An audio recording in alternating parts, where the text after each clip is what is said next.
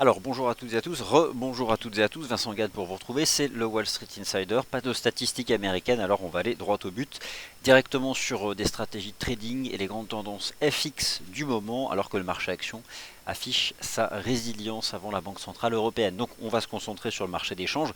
Deux choses me semblent intéressantes par rapport à ce matin. La question qu'on se posait ce matin dans le Good Morning Euro Dollar était le dollar australien. Alors a-t-il repris sa tendance haussière, sachant qu'un certain nombre de graphiques vont en ce sens. Bon, le lien avec les métaux, la macro de l'Australie. Et cet après-midi, depuis ce matin, un AUD-USD qui remonte. Alors je vais faire le tour d'horizon des paires en dollars australiens. Euro AUD, GBP AUD, AUD USD, même la UD Yen, et je pense que potentiellement on redémarre. Le GBP a-t-il terminé son rebond? Écoutez, le GBP USD cale sous les 1,4250. Le GBP Yen pourrait valider un double top, mais c'est pas fait. Mais on teste là la ligne de coup. Autant vous dire que si double top il y a sur GBP Yen, eh bien c'est fini pour le rebond du GBP, alors que c'est terminé ce matin l'audition de M. Mark Carney, le gouverneur de la Banque d'Angleterre. Allez, c'est parti. La UD-USD, je ne vous remontre pas le graphique weekly, c'est celui sur lequel on s'appuie pour envisager un potentiel important à moyen long terme, avec la cassure de la ligne de coup à 0,7395. Ce matin, je notais une div H4, mais en fait que le marché épure même en montant, c'est ça qui est fort, c'est que la div est épurée même pas à plat, mais en montant. En H1, divergence haussière cachée, ça c'était ce matin, lorsque le marché a formé un support à 0,7409 et regardez en 5 minutes. Alors ok, c'est en 5 minutes, mais c'était quand même une superbe figure. Voilà, lorsque vous aviez en données horaires la divergence haussière cachée, vous aviez une épaule tête-épaule inversée en 5 minutes. Donc je résume. En weekly, c'est un gros potentiel. En H1, vous aviez ce matin, lorsqu'on a formé un doji sur 0,74, une divergence haussière cachée, bien propre ici, en comparant les bougies japonaises H1 et enfin les cours de clôture H1 et le RSI H1. Et au moment où se formait cette divergence haussière cachée en H1, vous descendiez en 5 minutes et vous aviez la figure de creux par excellence, l'épaule, tête-épaule inversée. Donc c'était propre.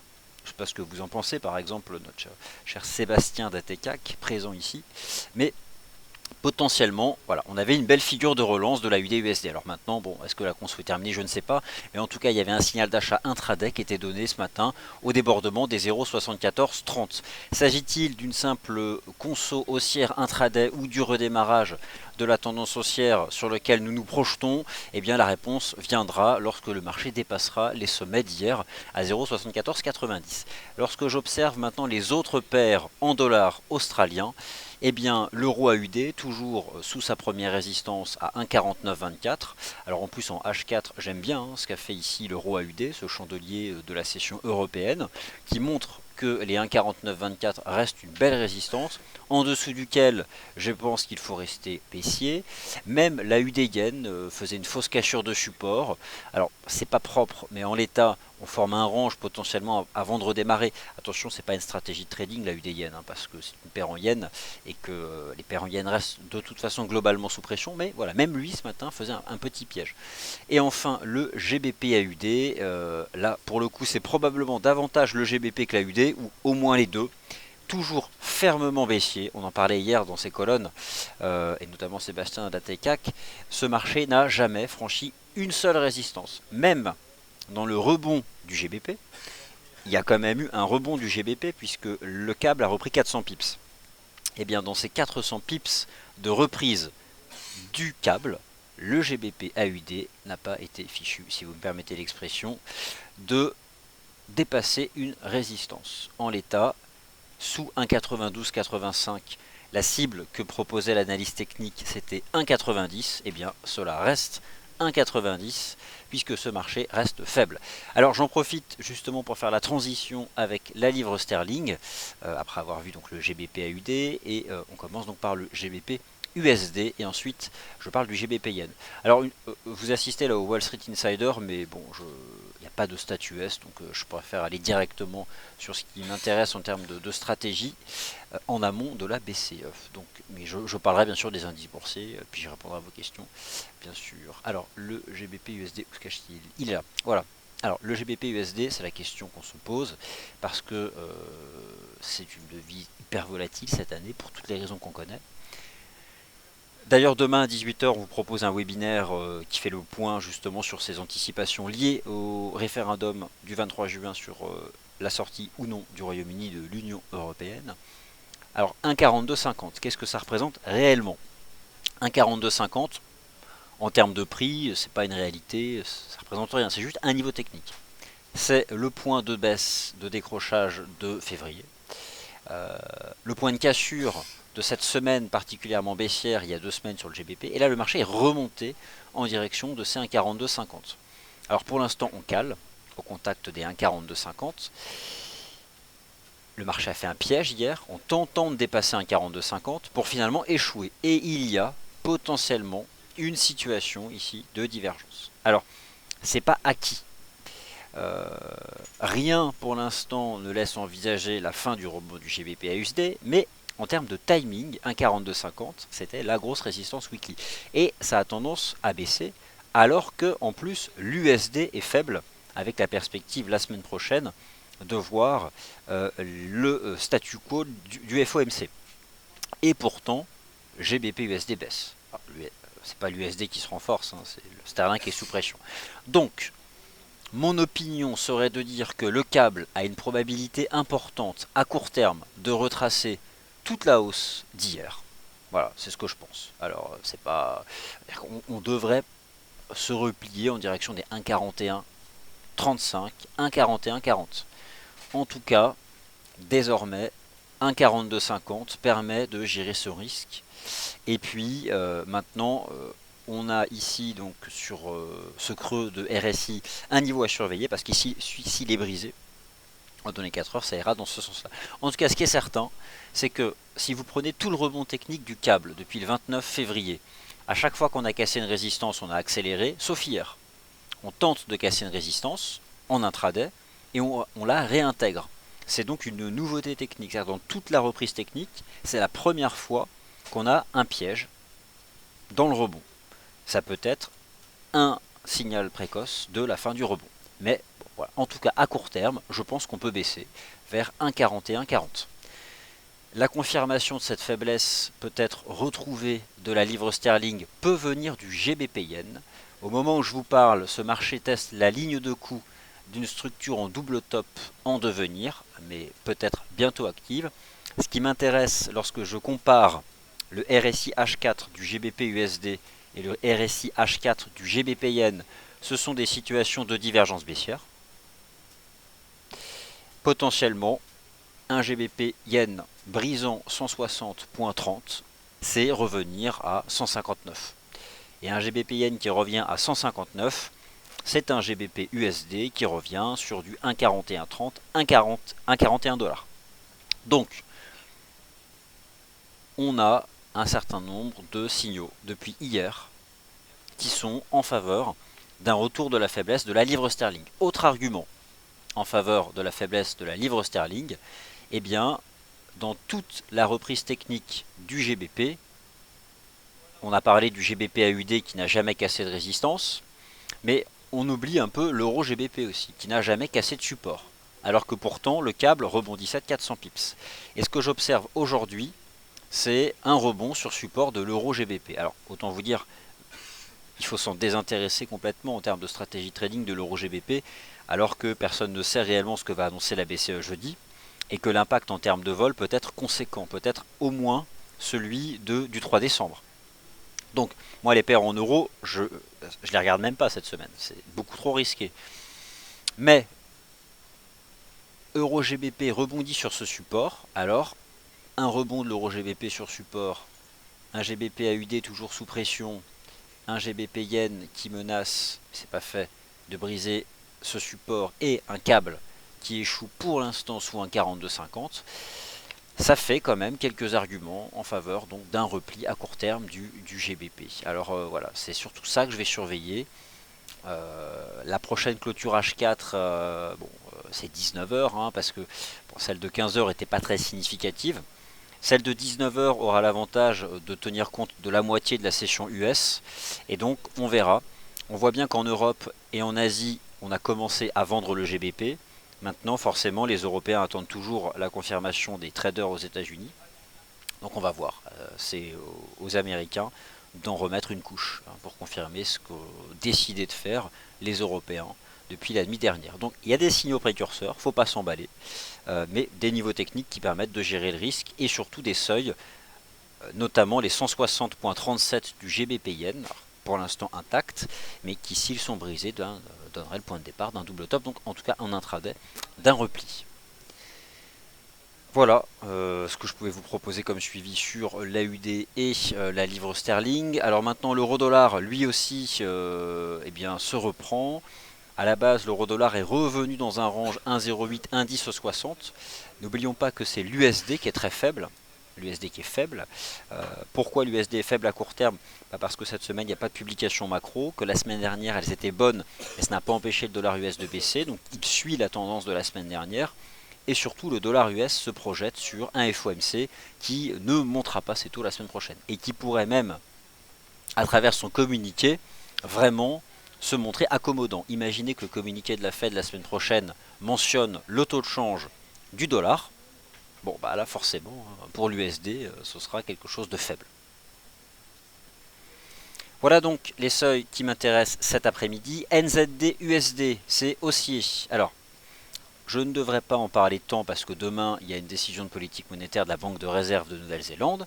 Mais si je l'écarte et que je me concentre uniquement sur l'analyse technique, une jambe de hausse, un range, une jambe de hausse, et on sort par le haut du range.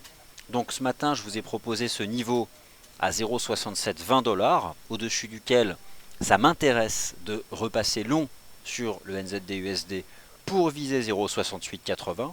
À la fois parce que le NZD, dollar néo-zélandais, se renforce et parce que le dollar américain est sous pression et devrait le rester au moins jusqu'au FOMC la semaine dernière. Plus que jamais, en données hebdomadaires, l'US dollar index de FXCM est propre, potentiel épaule, tête-épaule, la figure de sommet par excellence, en plus en weekly charts, et en plus un avalement baissier qui compose l'épaule droite. Alors qu'est-ce que cela vous rappelle ? Une épaule tête-épaule et un avalement baissier qui composent l'épaule droite. Laissez-moi vous remontrer le graphique hebdomadaire de l'USD Yen à l'époque. Épaule, tête-épaule et l'épaule droite composée d'un avalement baissier précurseur de la cassure du support. Donc, au final, si je résume, j'envisage un risque de baisse supplémentaire du dollar américain. Et cette baisse du dollar américain qui menace de casser le support à 12 000 points peut se retrouver sur la baisse de l'USD Yen en direction des 112, voire des 111, parce que c'est un range le plus parfait d'entre eux, le rectangle, et qu'on vient d'échouer dans la partie haute à 114,90. Donc un USD Yen baissé vers 112 et 111, je dis oui, c'est une stratégie. Quelque chose qu'on peut retrouver à travers la remontée du taux de change NZD-USD et AUD-USD. Et maintenant, qu'en est-il de l'USD CAD? Eh bien, l'USD CAD se reprend parce que le pétrole, pour l'instant, échoue sous résistance. Petit bémol sur l'USD CAD, c'est la première fois qu'il y a une divergence haussière H4. Alors, je pense qu'après 6 semaines consécutives de baisse, mieux vaut mettre entre parenthèses les stratégies sur ce marché. Alors qu'on attend d'ailleurs, lors des tout prochains jours, les résultats d'une réunion qui a lieu à Moscou, entre les grands tenants de l'offre. Alors, l'USD CAD remonte. Il y a une résistance à 1,34. Alors est-ce qu'on peut la vendre, cette résistance à 1,34? C'est une résistance. Son seul avantage, c'est de permettre de gérer le risque. C'est certain que la tendance, elle est baissière. Après, attention tout de même, parce que ici, notamment hier, ce corps, cassure, non confirmée, réintégration.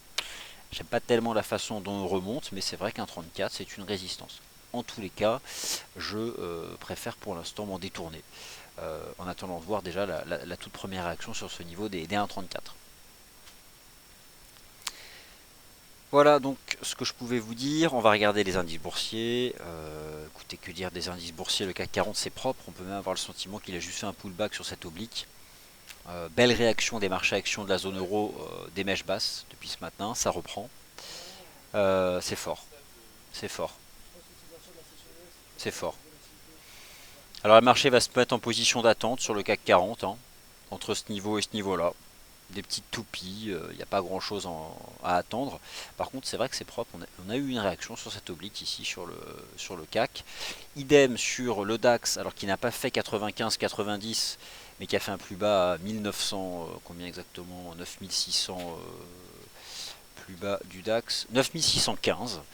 Il y a une forte probabilité là aussi de voir ce marché rester en range jusqu'à la BCE. De toute façon, les marchés actions, c'est la seule chose qu'ils attendent.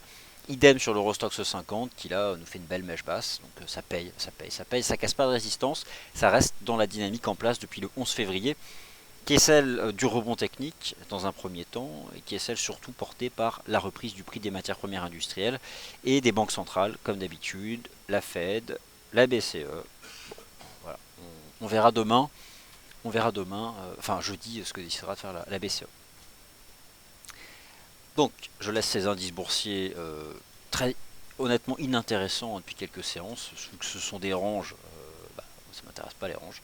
Donc, je reviens sur le FX, sur le GBP/USD par exemple, tout ce que vous voulez, et je me laisse guider par vos questions. La première question de Brown Teddy, notre cher Jean-Claude, sur le NZD/USD. Alors, je te fais confiance, puisque j'utilise pas Ishimoku, mais H1, donc NZD/USD en H1, support de la Tenkan. Alors, Tenkan qui est une des composantes de l'Ishimoku. Je vais l'ajouter, on va voir si ça renforce un niveau de chartiste.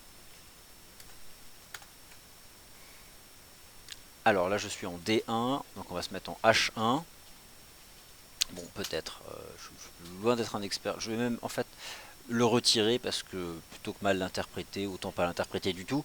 Moi, je me concentre sur un niveau de support à 0,6720 au-dessus duquel je pense que la baisse du dollar américain peut se retrouver à travers la hausse du NZD/USD, surtout demain avec la RBNZ. Alors, on a un graphique que justement nous poste Brown Teddy qui est donc dans la section commentaires. Vous pouvez donc cliquer dessus pour l'avoir en plein écran. Et donc en effet à 0,6750. 0,6750, un peu au-dessus, il y a un support de la Tenkan. Voilà, donc ce qui peut expliquer déjà un début de stabilisation du NZD/USD qui en fait fait une conso après avoir enchaîné 6 séances consécutives de hausse. Donc c'est assez propre en fait ce que fait le dollar néo-zélandais face au dollar US. Alors je continue. Seb. Alors, qu'est-ce qui... Parce que tu participes beaucoup, mon cher Sébastien. Donc voilà ce qui te vaut cette attention. Donc le GBP/AUD, on en a parlé. L'objectif, ça reste 1,90 dans l'immédiat court terme. Alors la question qu'on peut se poser, cette cible à 1,90 qui a été approchée, hein, puisqu'on a fait 1,80... on l'a fait, je crois, en plus. Non, on a fait 1,90,005. Bon, on va dire que c'est fait. Est-ce qu'elle est du fait de la livre sterling ou de l'AUD? Hier, probablement du dollar australien. Et là, depuis ce matin, probablement du fait du GBP qui recule. Ça a commencé à reculer. D'ailleurs, il me semble que le GBP Yen casse son support. Là. Donc, si le GBP Yen casse son support, c'est une très bonne chose pour les stratégies de vente de la livre sterling. Ça, c'est à surveiller. C'est probablement le graphique, la bougie la plus importante à suivre à la prochaine clôture, parce que là, potentiellement, c'est un double sommet. Et le double sommet, ça fait partie des figures de fin de tendance haussière. Et donc là, le GBP Yen, on a presque en l'état un signal de vente pour viser un retour à 159. Donc voilà, il y a des choses là, il y a de la vol sur le GBP, il n'y a pas de statistiques, il n'y a rien, mais il y a l'arrivée des capitaux des salles de marché aux États-Unis qui là confirme les positions qui ont été prises durant la session asiatique, donc par les traders en Asie et en Europe. Donc ça c'est un signal de faiblesse pour la livre sterling. Attention quand même, au moins de patienter, d'avoir le chandelier horaire de 16 heures pour une cassure avérée, hein, parce qu'en l'état là ce chandelier n'existe pas, il y a toujours un piège qui est possible, mais ça va quand même dans le sens d'une faiblesse de la livre sterling. Alors si je reviens justement sur le GBP USD. Laissez-moi juste le chercher. Où est-ce qu'il se cache? Il est là, ouais. Donc c'est vrai que ça prend quand même le chemin de la baisse, ce qui nous donnerait donc 159 et un 41,30. Intéressant. Et donc ces divergences précurseurs, potentiellement précurseurs, sur la livre sterling. Alors, si le marché anticipe une action convenante de la BCE, pourquoi l'euro monte? Mais en fait, le marché n'anticipe rien.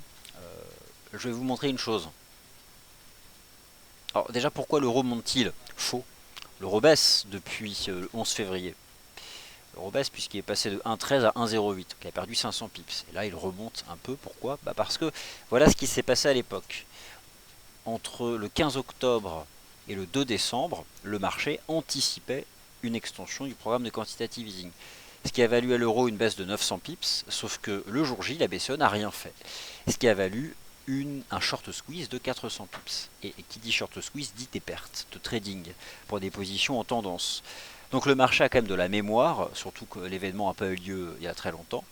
Et l'idée c'est quoi? C'est de ne pas se refaire piéger par un short squeeze. Donc forcément, le marché ne vend pas agressivement l'euro avant de connaître la réalité de la décision de la BCE. Donc la configuration est différente de celle de novembre dernier. Parce qu'un short squeeze, ça fait mal. Et ça, c'était en décembre dernier. Autant vous dire que dans ce chandelier ici de remontée de l'euro-dollar, pour avoir vu un rapport sur les positions des banques, elles sont très nombreuses ici à avoir enregistré des pertes de trading. Parce qu'elles envisageaient tous la même chose, mais en sens inverse.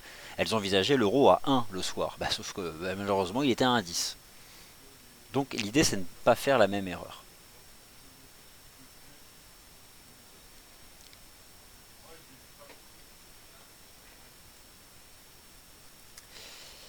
Alors, USD Yen. USD Yen, sortie de range en H4. Alors, honnêtement, le GBP Yen a plus d'attrait. Parce que là, en l'état, on casse un support. À confirmer à 16 heures, donc dans 21 minutes, mais on peut casser un support. Pourquoi est-ce que le GBP Yen est potentiellement plus intéressant que l'USD Yen? Tout simplement parce que le GBP USD lui-même se replie. Ce qui donne un meilleur comportement relatif dans la baisse au GBP Yen. Ça c'est logique. Après, je suis d'accord que l'USD Yen a cassé un support à 113,30 et que l'USD Yen devrait se replier vers 112. Essentiellement du fait du dollar américain qui, n'étant pas impacté cette semaine par des publications macro, reste dans sa dynamique de la semaine dernière qui était finalement baissière et surtout dans l'anticipation d'une non-action la semaine prochaine du FOMC, donc ce comité qui décide de la politique monétaire de la Réserve fédérale. Donc c'est pour ça que je préfère le GBP Yen. Si je vais en donner horaire, là on a un chandelier de cassure. Le seul problème c'est que ce chandelier horaire que vous voyez sur le GBP Yen, il n'existe pas. Parce que dans 20 minutes, vous aurez sa forme définitive. Forcément, si vous avez à 16 heures ce chandelier sur le GBP Yen, c'est double top. Et un double top qui valide une divergence baissière H4. Alors là, on perd 100 pips de plus derrière. C'est le chandelier à suivre dans 20 minutes.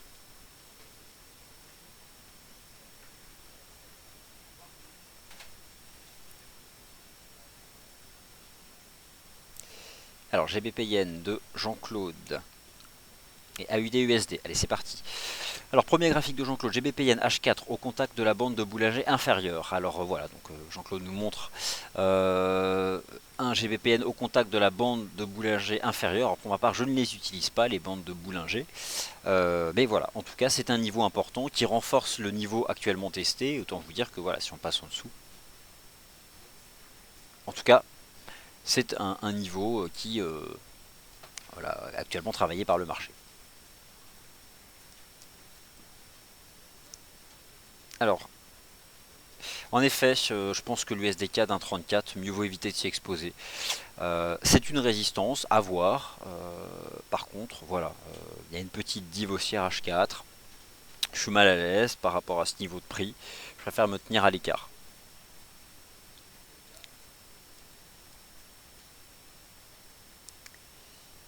Alors, dis-moi, Sébastien, le programme du 18 mars se termine à 18 heures.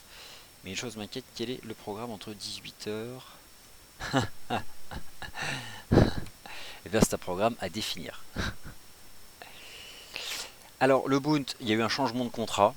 Donc attention, ne vous laissez pas piéger par ce chandelier japonais, c'est uniquement une représentation graphique, hein, attention. Euh, le contrat a changé, mais si vous prenez un contrat futur continu, je vais vous le montrer, hein, le Bund, contrat futur continu, le voici. Voilà, ça c'est le futur Bund. Il n'y a rien eu hier. Voilà.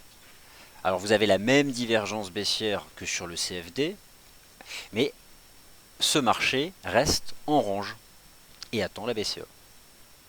Après, si vous vous dirigez vers le CFD, vous avez donc ce chandelier là, mais c'est juste le changement de contrat. Et le graphique représente le changement de contrat. Mais il n'y a pas ici un signal de trading vendeur. Ce marché reste parfaitement en range.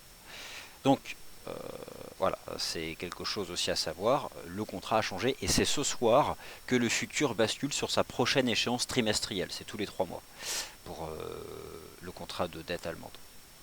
Donc faites attention, voici la réalité du futur. Pas grand chose ma foi. En fait on est c'est l'équivalent, c'est comme si on était resté au-dessus des 165, il n'y a pas de cassure de support. Par contre, il y a une divergence sur le CFD et vous la retrouvez sur le futur. Mais cette divergence, elle est épurée à plat. Donc on voit que le marché, après avoir fortement progressé, là vous avez le premier futur, eh bien, est en position d'attente de savoir donc ce qu'annoncera la Banque Centrale Européenne.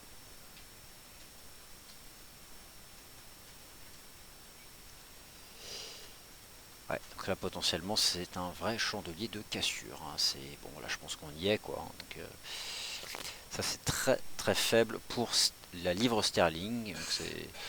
Ouais, franchement je pense que je peux confirmer les cibles à 159 yens et 1,4130.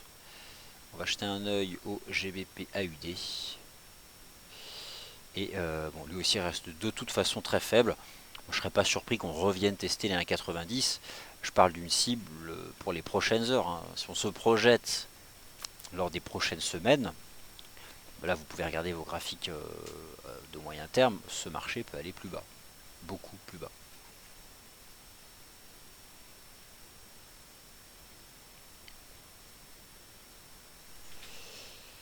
Alors, le GBP Yen. Alors si sur l'euro dollar les 1,1060 sont une ancienne résistance, c'était le sommet du range, en tout cas c'était le sommet de la veille du relèvement des taux par la Fed. C'était surtout un des points d'accélération du 3 février et un point de décrochage du 22 février. Étant donné que le marché ne prend pas le risque de se positionner sur l'euro avant la BCE, ce qui est actuellement en train d'être pricé par l'euro-dollar, c'est la baisse du dollar américain.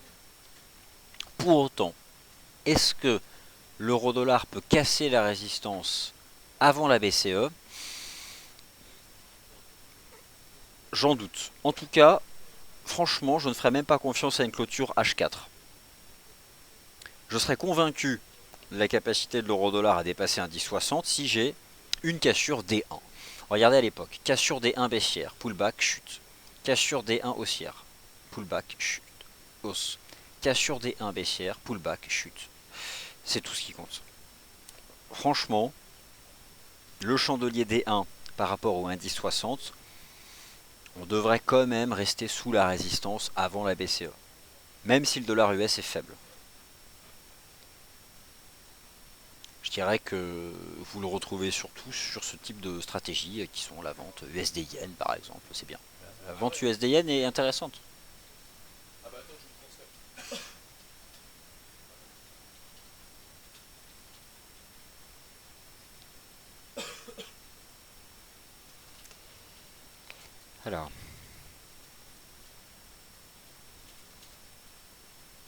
Alors, le vrai prix du Bund, c'est celui que actuellement expose le CFD, hein. C'est le vrai prix du Bund. C'est simplement la représentation graphique, ce chandelier d'hier, qui intègre le changement de contrat qu'il faut ignorer. Mais là, vous avez le vrai prix du Bund. Vous avez celui du nouveau contrat futur trimestriel.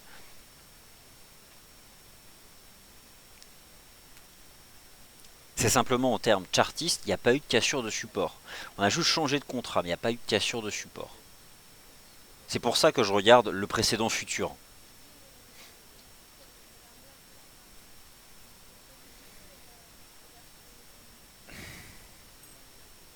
Alors GBP Yen.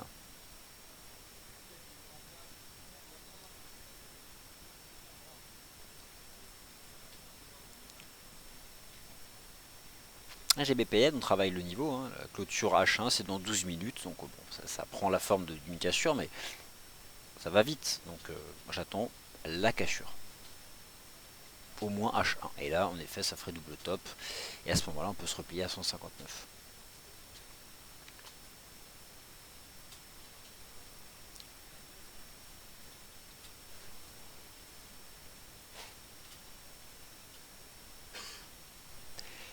Voilà, bah écoutez, je pense avoir répondu à toutes vos questions. On va quand même jeter un œil à Wall Street. Bon, toujours sous 2000 points, mais honnêtement, le SP500 va rester sous 2000 points jusqu'à jeudi. Idem pour les marchés actions de la zone euro. Le CAC va rester entre 4470 et 4350. Et le DAX va rester jusqu'à la BCE entre 9600 et 9900. L'orange qu'ont décidé de prendre les cours depuis une semaine. Il n'y a aucune raison d'en sortir. Par contre, on en sortira probablement sous la forme d'un brusque mouvement de volatilité en séance et probablement entre 14h30 et 14h40 jeudi. D'ici là, voici quelles seront les bornes d'évolution du GR30. Et je pense que la vol va s'écraser notamment demain, parce qu'on sera très proche de l'événement.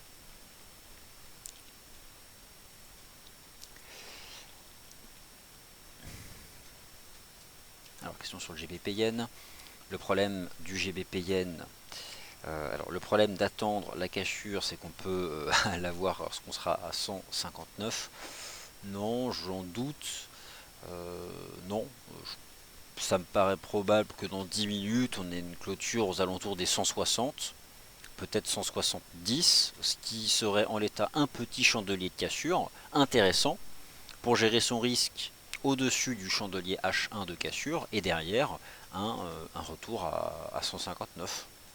C'est bon. Honnêtement, cet après-midi, enfin en tout cas maintenant, il y a de la vol sur la livre sterling et un peu sur le yen. Donc c'est là où on a des signaux techniques intraday. C'est en tout cas comme ça que les choses là se passent à l'ouverture de la session US.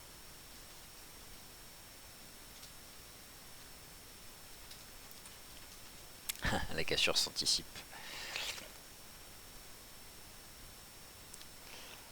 Alors oui, et l'or, bah écoutez, pour l'once d'or, en effet, je pense que le potentiel est fort, pour tout un tas de raisons, mais aussi la faiblesse du dollar US. Je vous mets le lien vers un article qui est sur le site. C'est l'enregistrement, entre autres, du Commodities Market Report. Il y a un premier support à 1257-1260 dollars, au-dessus duquel je pense que ce marché rejoindra les 1300. Voilà. Et donc voilà, vous avez le tour d'horizon des matières premières, je viens de vous donner le lien, donc si ça vous intéresse, n'hésitez pas. Voilà, pour le coup, j'ai répondu à toutes les questions, donc concentrez-vous sur la clôture de 16 heures et notamment sur les paires en GBP, parce que là on peut avoir, je pense qu'on a des signaux de trading qui sont en train d'être donnés en intraday. Merci à tous. On est quel jour? On est mardi. Alors vous avez, non pas en live, mais le retour du point de marché Ishimoku, donc qui se trouve dans la playlist revue de marché Ishimoku. Donc c'est notre partenaire Patrick Riguet qui le refait chaque mardi. Alors c'est pas en live, mais c'est un enregistrement. Vous pouvez aller la voir, la vidéo, sur notre chaîne YouTube. Et quant au prochain point de marché ici, il aura lieu à 17h30, la closing bell. Merci à tous et à plus tard de vive voix.